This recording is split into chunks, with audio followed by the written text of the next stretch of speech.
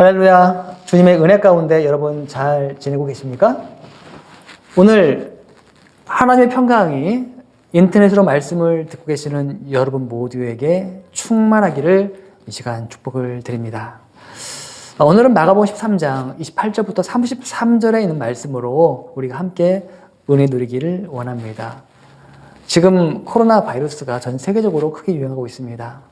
문제는 이번 사태가 언제 어떻게 진정될지 아무도 예측할 수 없다는 것이죠. 시대가 시대인 만큼 지금 이 현상을 말세를 알리는 중요한 징조라고 말씀하시는 분도 꽤 많은 것 같습니다.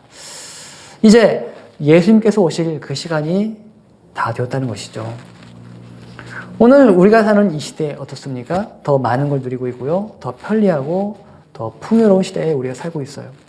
그렇지만 역설적으로 지금 이 시대는 과거 그 어떤 시대보다도 더 위험한 시대가 되었다는 거예요. 우리가 이것을 부정할 수 없습니다. 왜냐하면 요즘 기후변화 또 이로 인한 자연재해로 또 얼마나 많은 피해를 입고 있습니까? 또 자원 고갈과 환경 오염으로 지구가 더 이상 인간이 살기에 적합하지 않은 그런 곳으로 변하고 있다는 것이죠. 더 큰 문제는 인간성의 타락입니다. 사람이 사람답게 살지 않는 걸 너무나 당연하게 생각한다는 거예요.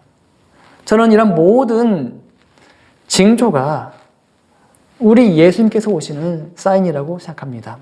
물론 너무 극단적인 종말론에 대해서는 우리가 경계를 해야겠죠.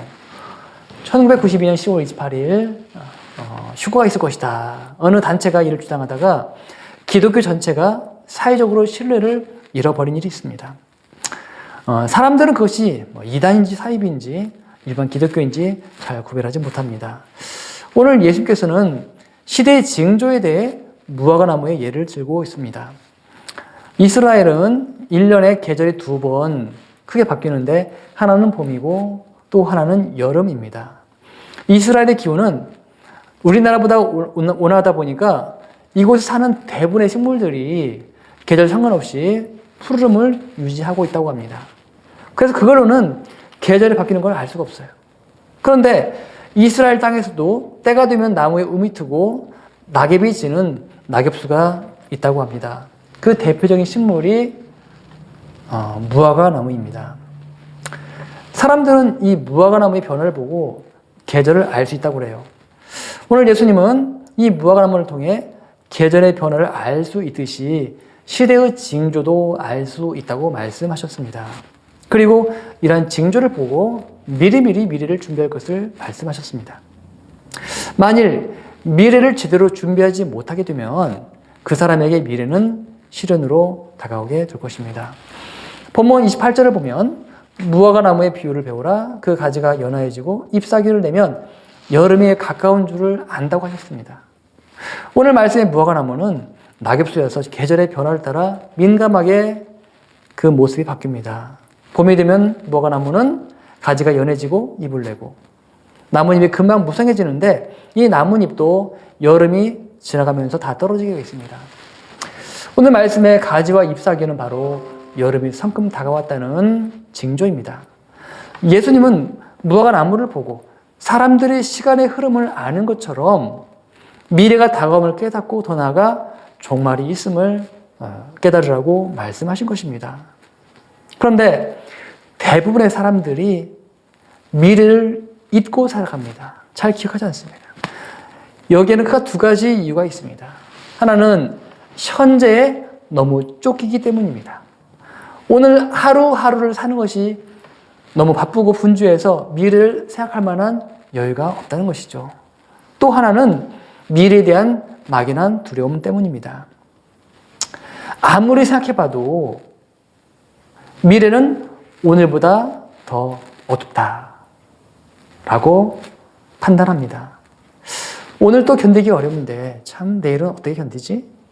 이런 이유로 사람들이 절망에 든다는 것이죠. 그래서 자포자기하고 될 대로 되라는 식으로 인생을 살아갑니다. 힘들던 사람들은 미래를 포기하고 자신의 삶을 스스로 마감하는 이러한 방법으로 미래로부터 도망치려고 하기도 합니다. 이 모두가 미래가 두렵기 때문이죠. 분명한 사실은 어느 누구도 이 미래를 피할 수 없다는 것입니다. 우리가 똑같이 학교를 졸업을 해도 인생의 진로가 똑같지는 않습니다. 미래를 어떻게 준비하느냐 여기에 따라 달라진다는 것이죠. 물론 어느 누구도 미래에 되어질 일을 예측한다는 것은 이것은 불가능합니다. 우리는 미래가 어떻게 될지 알지는 못해도 우리 예수님이 이 땅에 다시 오실 것을 분명히 믿습니다. 미래에 대해 우리 인간이 할 수 있는 것은 단 한 가지입니다. 그것은 절대적 주권자에게 우리 삶을 온전히 맡기는 것입니다. 예수님은 이렇게 말씀하셨습니다. 31절, 천지는 없어지겠으나 내 말은 없어지지 아니할 것이다. 우리 예수님은 절대 변하지 않는 분이십니다. 또 32절에는 그러나 그날과 그때는 아무도 모르나니 하늘에 있는 천사들도 아들도 모르고 아버지만 아신다라고 하였습니다. 미래는 전적으로 하나님의 영역이지 인간의 영역이 아닙니다. 하나님의 계획은 천사도 알 수 없고 심지어 아들도 알 수 없다고 하였습니다. 우리는 여기 중요한 사실을 하나 발견하게 되죠. 이것은 하나님은 인간의 생사 화복뿐만 아니라 우리의 미래를 주관하신다 하는 사실입니다.